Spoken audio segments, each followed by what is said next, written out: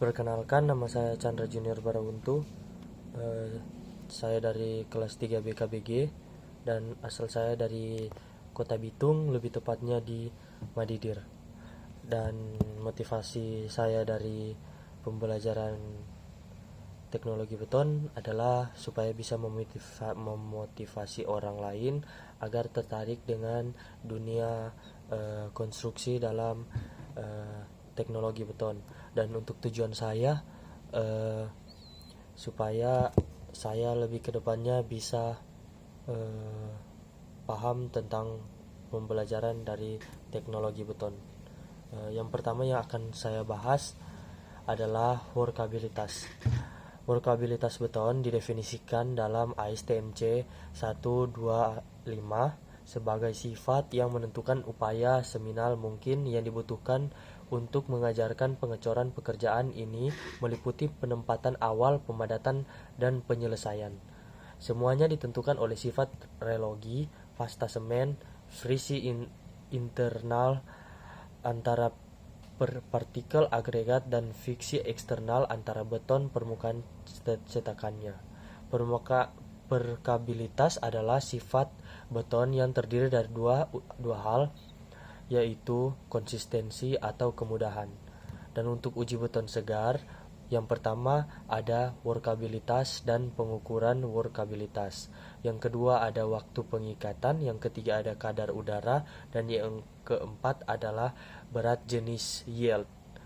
Dan untuk faktor yang mempengaruhi workabilitas ada 8.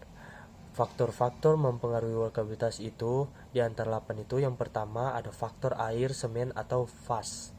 Yang kedua ada pengaruh proporsi agregat, yang ketiga ada sifat-sifat agregat, yang keempat waktu dan suhu pengecoran, yang kelima kehilangan slam, yang keenam karakteristik semen, dan yang ketujuh mixtur, dan ke-8 segregasi dan bleeding.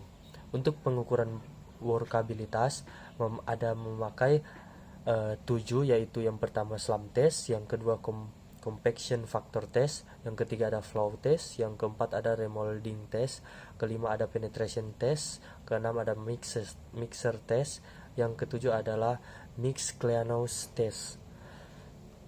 Untuk slam test ASTMC 143 digunakan untuk mengukur karakteristik aliran atau flow beton pada saat cetakan kerucut diangkat perlahan. Beton segar turun karena berat sendirinya.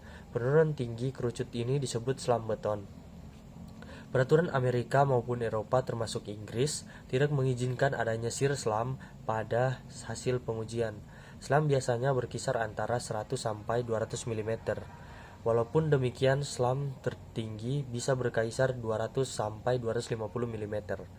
Untuk compaction factor test yaitu BS 1881 part 103. Beton yang dimaksud, yang pertama beton yang dimaksud dalam hopper atau upper. Yang kedua ada sekat bawah dibuka beton jatuh ke dalam silinder. Yang ketiga ada sekat kedua dibuka dan beton jatuh ke dalam silinder. Dan keempat beton mengisi sebagai ruang silinder. Dan kelima silinder ditambah dengan beton ditimbang untuk memberikan bobot-bobot padat. Untuk rumusnya, compaction factor sama dengan berat beton tidak padat atau berat beton padat. Normalnya berkisar antara 0 dibanding 0 bahagi 8, 0 kali 8 kurang 0 dikali dengan 92. Dan untuk flow table test yaitu BS 1881 part 103, sebuah cetakan berbentuk perut 2/3 tinggi uji. Slam digunakan untuk mengisi beton di tengah-tengah papan persegi ukuran 70 mm dan bersengel di satu sisinya, tapi bebas dari papan diangkat dan diturunkan sebanyak 15 kali.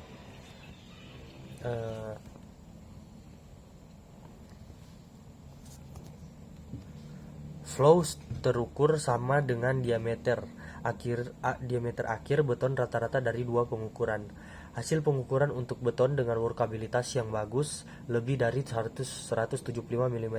Dan untuk slump flow test, yaitu ada 3. Yang pertama ada sebuah kerucut diisi tanpa pemadatan, dan kedua kerucut diangkat dan aliran slump test diameter akhir dari sebaran beton atau rata-rata dari 2 diameter di arah tegak lurus. Yang ketiga ada waktu untuk mencapai penyebaran sepanjang 500 mm diukur. Dan slump cone atau AS TMC 1611. Pengujian slump cone ini digunakan untuk mengetahui fillingability campuran beton self compacting concrete atau SCC. Cara pelaksanaannya berbeda dengan beton konvensional. Pengujian ini dilakukan dengan cara menggunakan slump cone yang terbalik. Slump cone spare atau SF merupakan hasil akhir diameter dari penyebaran slump flow beton untuk beton self compacting concrete atau SCC. Slump flow akhir harus lebih dari 550 mm. Maksimum yang direkomendasikan adalah 850 mm. Untuk hasil pengukuran slump cone untuk slump flow time untuk T50 merupakan waktu yang dibutuhkan beton untuk mencapai diameter 50 cm.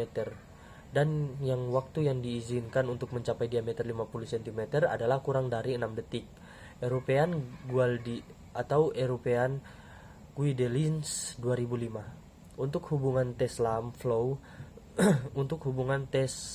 slump flow table slump flow dapat dijadikan alternatif pengujian flow table. Dalam hal ini di Jepang, slump flow dijadikan tolak ukur workabilitas self compacting concrete. Dan L-box. Syarat passingability yang diharuskan dipenuhi adalah setelah gate dibuka, beton dapat mencapai 40 cm atau FL 40 dalam 3-6 detik. Dari pengujian ini juga dapat diperoleh dari nilai passing ratio atau PL dan blocking ratio atau BL. Passing ratio atau PL merupakan nilai dari pembagian antara tinggi permukaan beton di ujung akhir dengan tinggi permukaan beton di ujung awal. Blocking ratio atau BL merupakan pengujian dari rasio keseluruhan dengan passing ratio. Nilai passing ratio yang direkomendasi adalah lebih dari 0,8 atau European Guidelines 2005. Untuk V-funnel test ini digunakan untuk mengetahui fillingability campuran beton self compacting concrete atau SCC. Syarat fast fillingability yang harus dipenuhi adalah waktu yang diperlukan untuk semua campuran keluar dari V-funnel adalah kurang dari 25 detik. Selain itu, melalui alat uji ini juga dapat diketahui hasil uji segregasi pada campuran self-compacting concrete atau SCC. Jika beton terlihat memisah dan tidak jatuh secara bersamaan, maka ini indikasi terjadi segregasi. Sekian, kalau saya ada kata yang kurang atau belepotan, mohon maaf. Terima kasih.